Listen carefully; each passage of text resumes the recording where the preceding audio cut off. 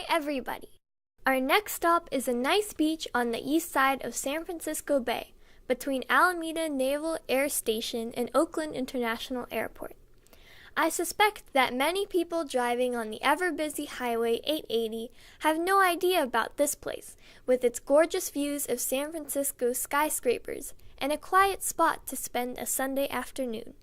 Robert Crown Memorial State Beach was named after the man who contributed to ensuring public access to this area.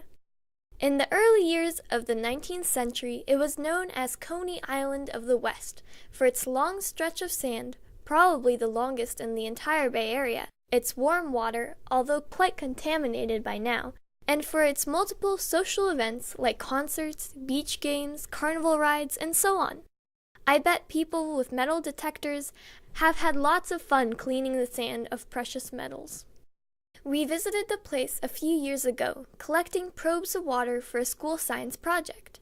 If you are interested to see what kind of microscopic creatures live in the San Francisco Bay, follow the link in the description of this video.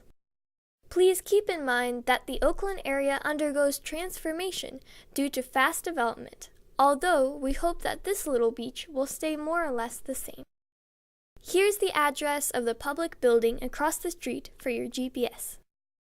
While walking on a sidewalk along the beach, we noticed a swallowtail butterfly with a large abdomen.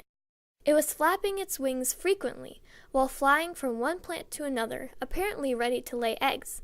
We stayed nearby for a bit to observe and to ward off the hungry birds.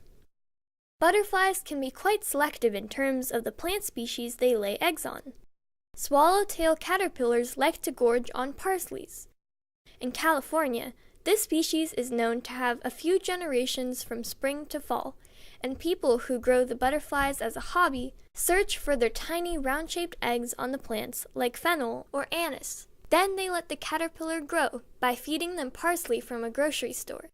Interestingly, the caterpillars go through several stages called instars by molting. The change in the appearance can be quite dramatic, by the way, from black with a white band to green with black and orange spots.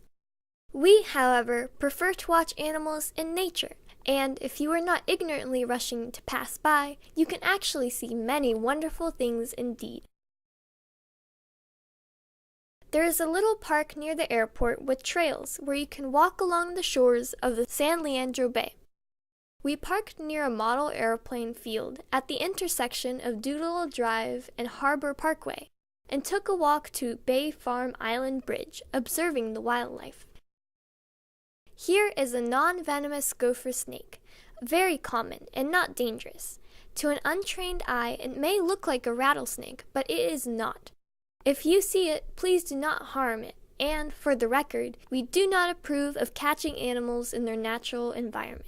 They are better to be left alone, but since this snake was already caught by somebody else, we are using this opportunity to show it to you. Thanks for watching, and good luck on your trails!